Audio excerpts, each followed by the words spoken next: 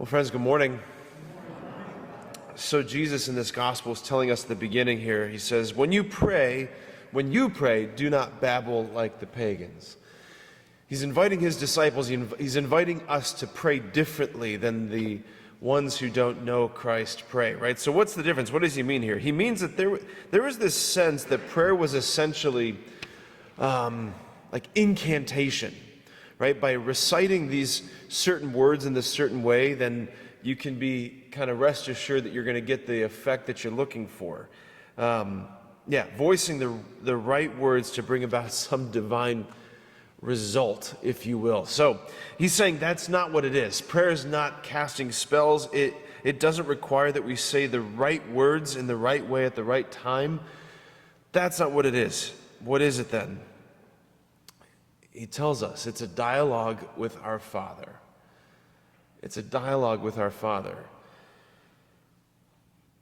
The Father who loves us, who knows our hearts, who knows our needs, all of those things. All right, so what does this have to do with you and me? Because we're not really pagans, right?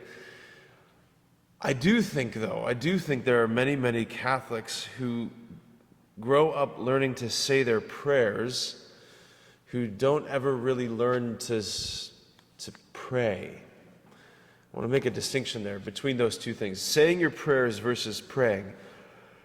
That we grow up learning these memorized, recited prayers. And please hear me correctly. There is nothing wrong with the memorized prayers. The Our Father, the Hail Mary, the Glory Be, the Angelus, the Rosary. All, like these prayers of our tradition, these beautiful devotional prayers, they're so significant. They're beautiful, they're powerful, they're all of those things. But there's a big difference between praying memorized words and praying relationally, dialogically, conversationally.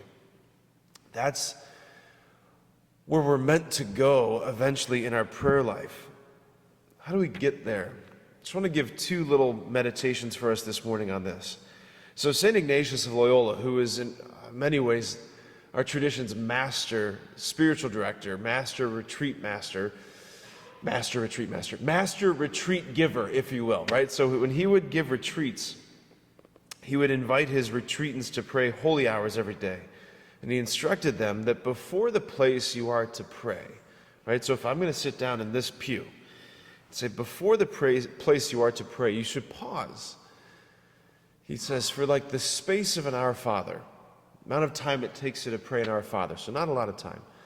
He says pause for the space of an Our Father and cast your mind's eye upon the Father to consider how he's beholding you right now.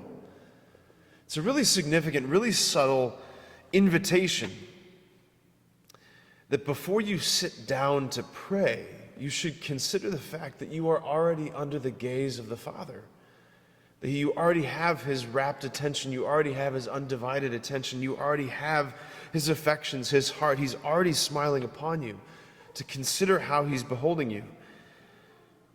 And then this is paragraph 2567 from the Catechism. This is a paragraph that changed my life. Catechism teaches this, that God calls man first. Man may forget his Creator or hide far from his face. He may run after idols or accuse the deity of having abandoned him. Yet the living and true God tirelessly calls each person to that mysterious encounter known as prayer. In prayer, the faithful God's initiative of love always comes first. Our own first step is always a response. Our own first step is always a response. A response to a presence. It's entering into a relationship. It's like before you get down in the pew, God has already slipped himself into the pew. Before you sit down in your chair to pray at home, he's already been there waiting for you. Right? When Jesus says, do not babble like the pagans,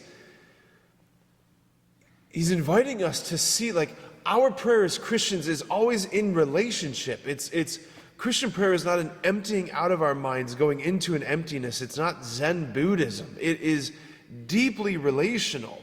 It's responding to a presence that's there, that's been waiting for me to speak.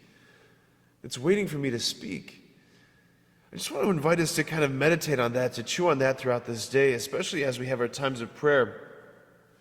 Again, that's paragraph 2567. 2567. I can't encourage you enough to just spend a little time with that. It's so beautiful and so significant for us. Prayer is a response. Let us respond.